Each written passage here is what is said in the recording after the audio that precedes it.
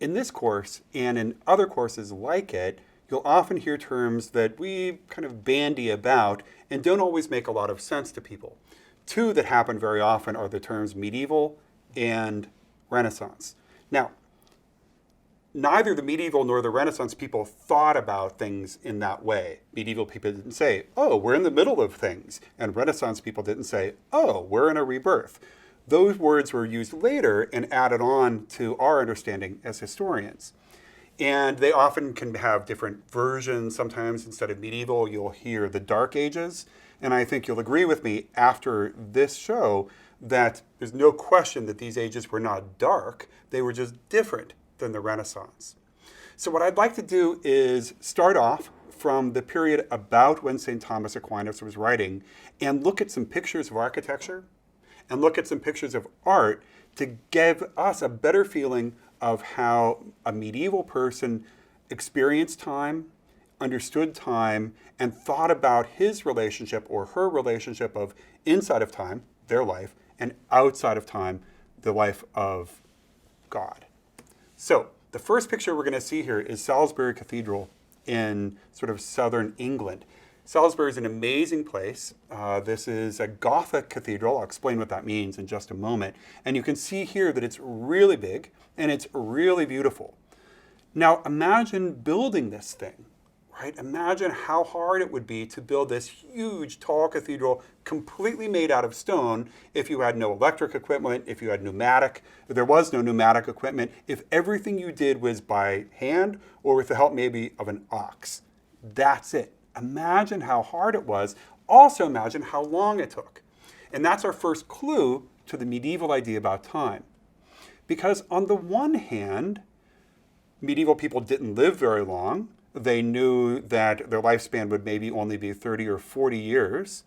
But they also understood that they were part of something much bigger. They knew that they lived inside of time. They knew that there were lots of generations before them and lots of generations after them. And so their idea was to create things that made us imagine what it was like to be outside of time. They wanted to make art and architecture that was here inside of time, but gave us a feeling of being outside of time. You might say that they were making iconographic art, right? They were making art that was a picture of something, but really represented something else. It was a picture of God or Jesus or saints, or even here a whole church, but it represented something else. It represented not, in this case, just a church or a building, but it represented heaven and eternity, timelessness. And it makes sense in a way when you think about it because, look, this took so long to build, but 1,000 years later, it's still there. If I think about my house that I grew up in or the house that I'm in now, they were pretty nice houses, but they're not going to last 1,000 years. Salisbury Cathedral was built to last forever. So it would link all of the generations of the past with all of the generations of the future. And it would help us to understand our position vis-a-vis outside of time, heaven, and God. What we're looking at here is a picture of a Gothic arch. Now, really easy to understand Gothic arch. Gothic arches are arches with little pointy tops. And Gothic arches developed in the medieval period, and they developed to do two things. One, a Gothic arch can be built very tall, and it can be built relatively light. So you can bring a lot of light into it through a window, and it can still be very strong. So you can build much taller buildings with Gothic arches than you can with what might be called a Romanesque arch, a round arch that we'll talk about a little bit later. The second thing, and you'll know this immediately if you've been in any big cathedral, is that a Gothic arch has that little point that brings our eyes upward. So if you walk into Salisbury Cathedral or some other, you walk in the back of the cathedral and immediately you go like this. You look up. Why?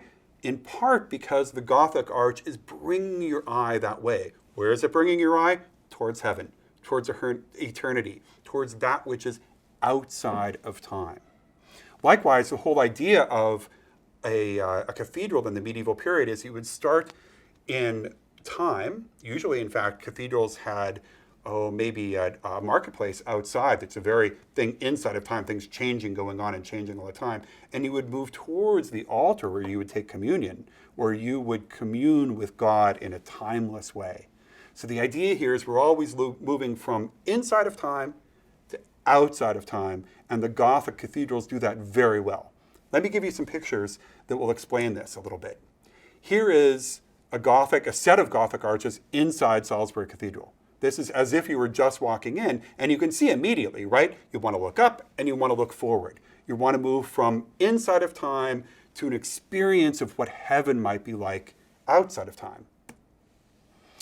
Here's something that I really enjoyed when I was doing a tour through the cathedral. This is a piece of graffiti from 1791, and it always cracks me up, right? That in a cathedral this old, that even the graffiti can be hundreds of years old. So anyway, just a little aside, I wanted to show it to you. Here is, looking right from where that graffiti was, looking down from the second floor onto the first floor, but yet there's yet another floor above us. You can see how long and how tall and how light and how beautiful this is. Remember, it's helping us to think about ourselves being in time, but moving towards that which is outside of time. I like this one too. This is another little picture from Salisbury, and these are regimental flags. So when people from Salisbury would go to a war, they would carry this flag, they'd bring it back again. And as you can see in the photograph, the flags are literally falling apart. Well, they're falling apart because they're so old, but they're not fixed. So we will remember that that's how time affects all of us, that this is a very old place, and that like these flags, we too will finally fall apart, but the cathedral will remain. My favorite part of Salisbury. This might be the oldest clock in the world. And you look at it and you say, that's no clock. Doesn't look like a clock. Doesn't sound like a clock. Where's the ticking? Where's the face? But the clock at Salisbury was a clock that existed for one reason only, and that was to bring you out of your world of working in the fields or working at the market and to come into the world of God. Right? So even the clock didn't exist to tell you precisely what time it was.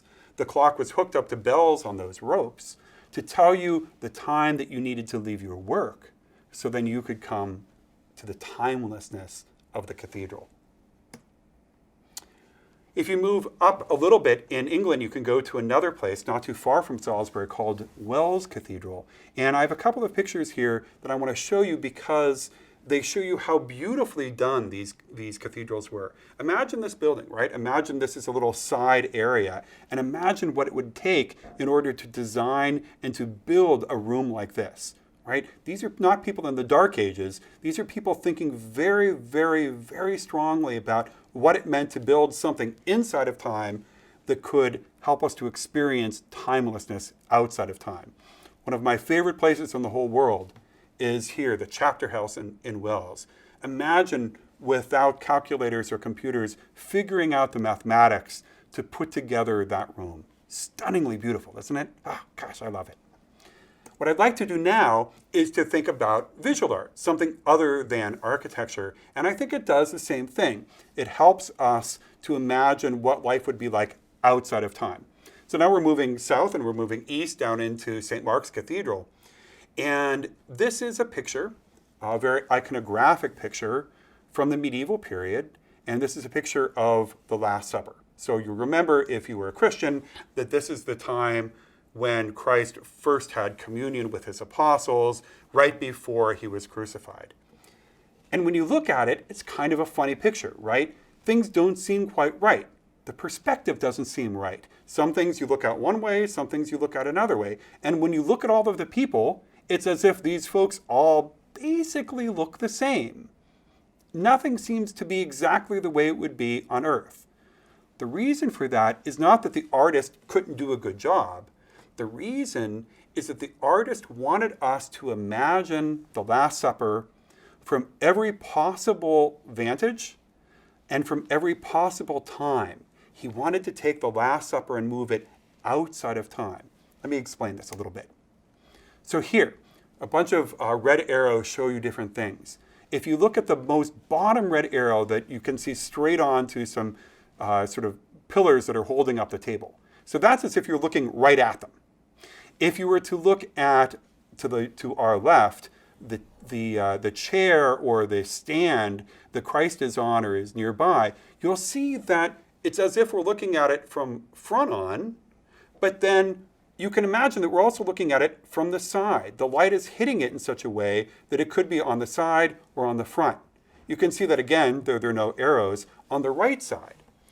Now, if you think even more about it, you can see that the people are also very flat, right? If you see those people flat, it means that they're not in a place that we would recognize. It's as if they're in a different kind of place.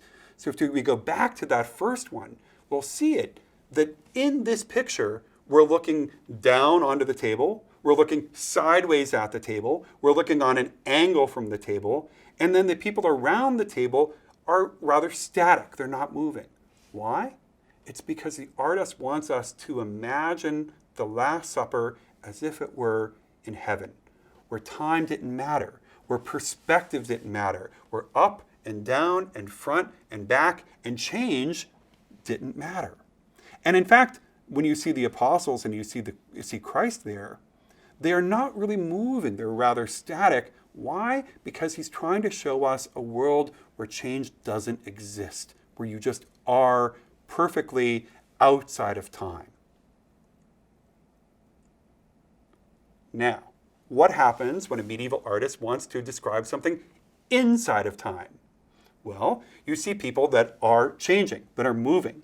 So in the chapter house, there are lots of these little things that look kind of like gargoyles, and they're all different sculptures of people probably that the sculptor knew. And they're doing funny things like sticking out their tongues.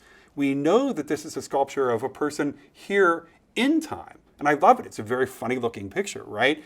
But we recognize the person because it is a person who is in the midst of changing, who is doing something that's in time.